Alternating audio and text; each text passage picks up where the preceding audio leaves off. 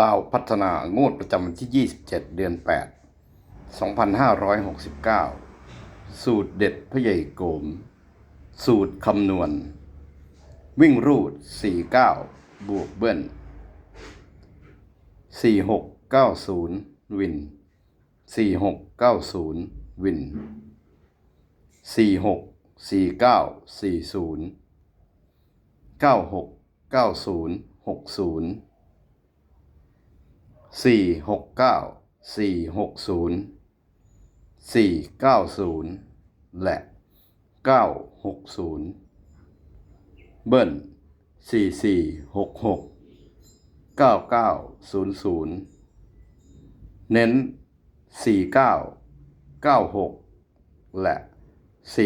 496 เฮงเฮงรวยรวย